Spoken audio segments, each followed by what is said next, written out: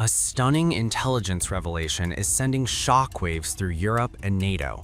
According to newly leaked Danish defense documents, the United States Army has been quietly seeking detailed intelligence on key Danish military installations in Greenland. The reported targets include airfields, ports, and strategic facilities that could be used in a military invasion of the island. The report, first revealed by Denmark's Berlingske newspaper, alleges that American intelligence agencies have been collecting highly sensitive data on Greenland's defenses. These actions are said to directly violate long-standing bilateral agreements between Copenhagen and Washington, agreements built on trust between NATO allies. Greenland, an autonomous Danish territory in the Arctic, is sparsely populated but strategically immense. With just 56,000 residents, the world's largest island sits atop vast mineral resources and occupies a critical military position between North America, Europe, and the Arctic Ocean. At the center of this escalating controversy is President Donald Trump. For months, Trump has openly argued that Greenland is vital to American national security. He claims U.S. control of the island is necessary to counter growing Russian and Chinese influence in the Arctic, a region increasingly shaped by climate change and new shipping routes.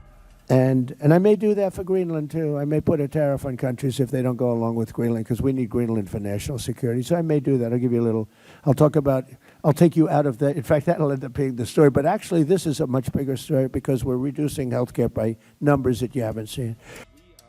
Denmark has flatly rejected that argument. So have Russia and China. All three deny that Greenland poses any strategic threat requiring American intervention. European leaders warn that Washington's stance risks destabilizing Arctic security and rewriting international law by force. The fallout has been swift and severe. Trump's push for Greenland has reportedly triggered deep fractures within NATO as European allies push back against any attempt to alter the island's status. Officials warn that the unity of the alliance itself is now under strain. The last days have also seen increased pressure on Denmark and Greenland. We will debate this later this week, but it is important to say this. The European Union supports Denmark and the people of Greenland, and we do so united in our resolve.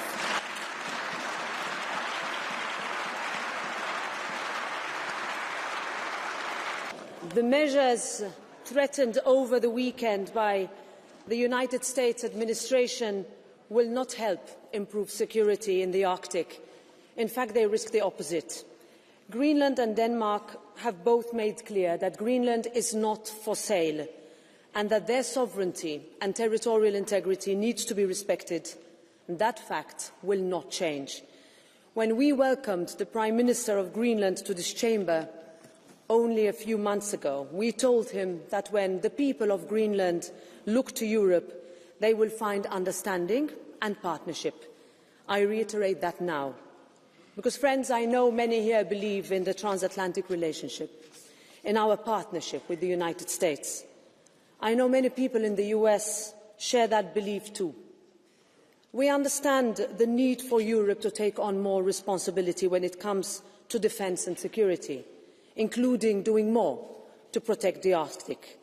And we have boosted defence measures and spending as a result. We know that transatlantic and Arctic security can be achieved without the destabilising impact of calling Greenland and Denmark's sovereignty into question, or through measures like tariffs. We know that every serious global issue we must address is better faced when Europe and the United States act in sync with each other.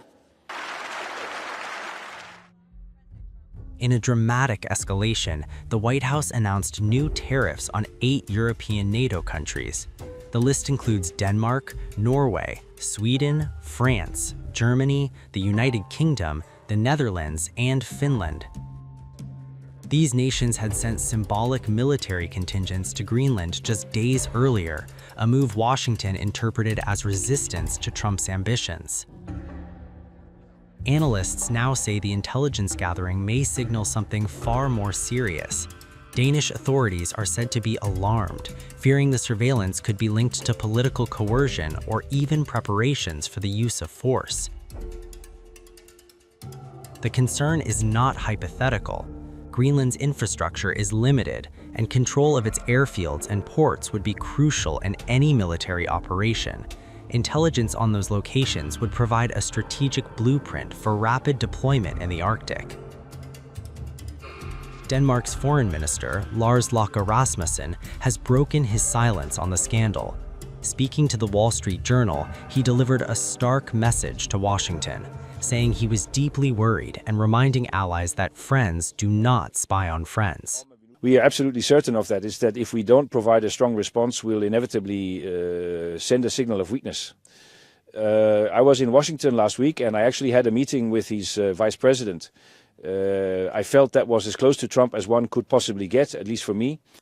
The question of whether we should now sit down and examine if we can resolve this in a way that accommodates reasonable American wishes, because there's a new situation developing in the Arctic and it will likely only worsen if we look a generation ahead without crossing our red lines. It was then shattered by these extremely violent statements from the president. And it is really, really important that all of us who believe in international rule of law speak out to show Trump that you can't go any further down this road.